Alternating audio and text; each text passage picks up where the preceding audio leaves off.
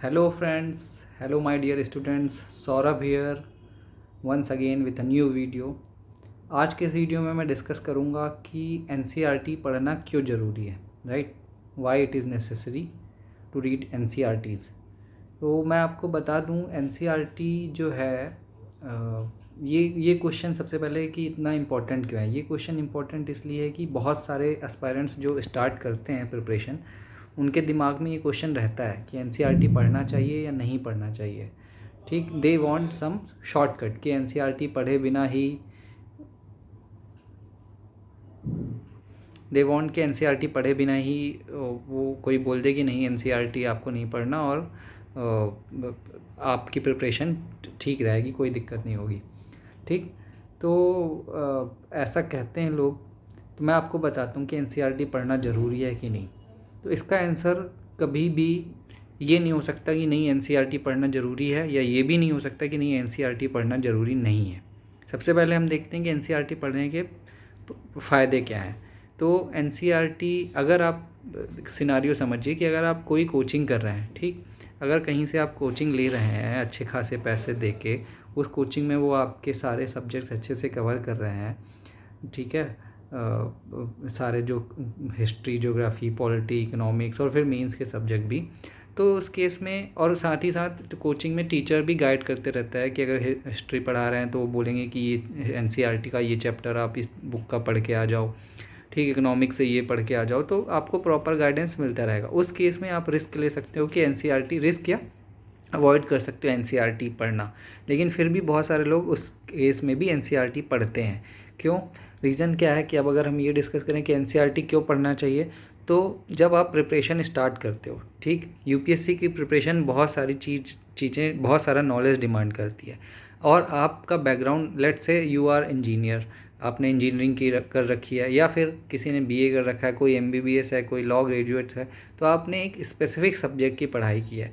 अगर आप law graduates हैं तो डेफिनेटली आप हिस्ट्री, ज्योग्राफी उतने डिटेल में नहीं पढ़े होंगे अपने ग्रेजुएशन में, राइट। इंजीनियरिंग वाला तो आर्ट्स के सब्जेक्ट से 11th-12th में भी नहीं पढ़ा होगा, वो उसका कोई वास्ता ही नहीं रहा होगा 10th के बाद।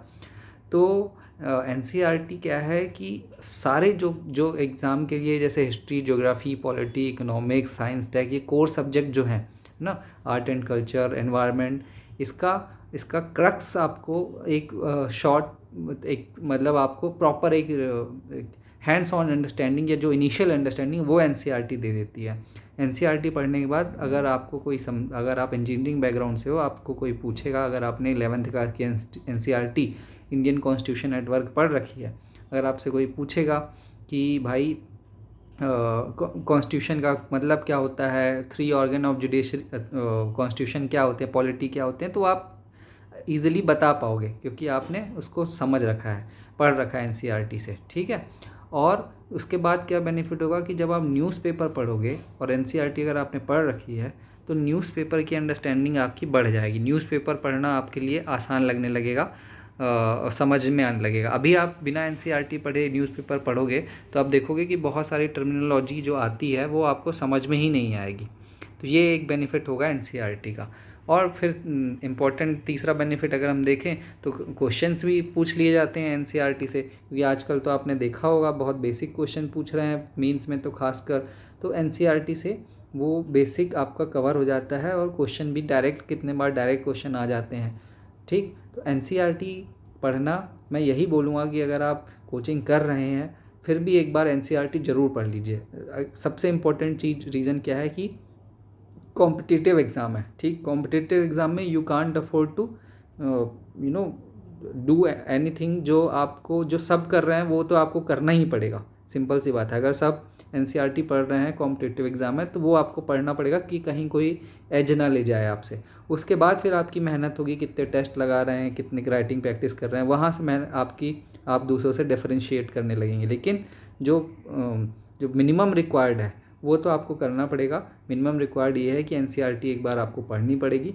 तो UPSC में बहुत पढ़ना पड़ता है, डेली बेसिस में पढ़ना पड़ता है, तो इसलिए पढ़ने से मत घबराएं, वो आपकी नॉलेज को अच्छा ही करेगा। NCERT पढ़ना, शॉर्टकट के चक्कर में मत रहें कि कोई शॉर्टकट मिल जाए। आई वुड सजेस्ट कि you should read NCERT once, ठीक, बहुत बार मैंने तो हर बार प्रीलिम से पहले एनसीईआरटी पढ़ता था कि कहीं कुछ छूट ना जाए। ठीक, तो एक बार, दो बार, तीन बार, चार बार, जितने बार एक बार रिवाइज़ करते रहो एनसीईआरटी भी, और आपका जितने बार रिवाइज़ करते जाओगे फिर आपका टाइम कम लगने लगेगा। पहले रीडिंग में आपको हो सकता है 2-3 महीने एनसीईआरटी पढ़ने में ही लग जाए, लेकिन नेक्स्ट टाइम वो आपका टाइम कम हो जाएगा।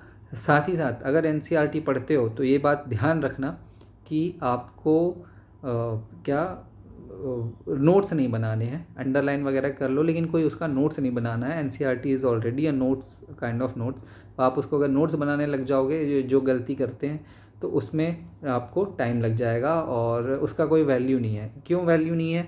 क्योंकि देखिए, जो चीज़ आप पढ़ रहे हैं ना, जब आप एग्ज़ाम के लिए फाइनली बैठेंगे प्री में या मेंस में, तो वो सारी चीज़ें आपके फिंगर टिप्स पे ऑलरेडी होंगी। आपको कोई ऐसे याद करने की ज़रूरत नहीं होगी। आपकी अंडरस्टैंडिंग ही इतनी ब्रॉड हो जाएगी कि आपको याद करने का कोई ज़रूरत नहीं पड़ेगा। नोट्स बनाना, नोट्स से याद करना, ऐसा कुछ ज़रूरी नहीं पड़ेगा।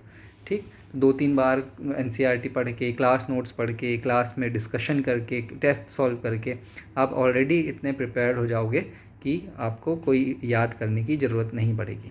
ठीक, तो I hope I cleared your doubt कि एनसीईआरटी क्यों पढ़ना चाहिए या नहीं पढ़ना चाहिए।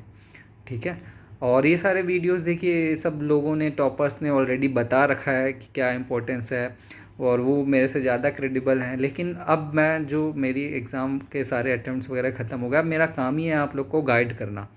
तो एक जो भी हैंड होल्डिंग चाहिए पूरे प्रिपरेशन के दौरान, वो मैं आपको प्रोवाइड करूँगा। तो आप कोई भी डाउट हो मुझे मैसेज कर दीजिए, कमेंट कर दीजिए। ठीक, सारे डाउट रिजॉल्व आपके किए जाएंगे। Thank you very much.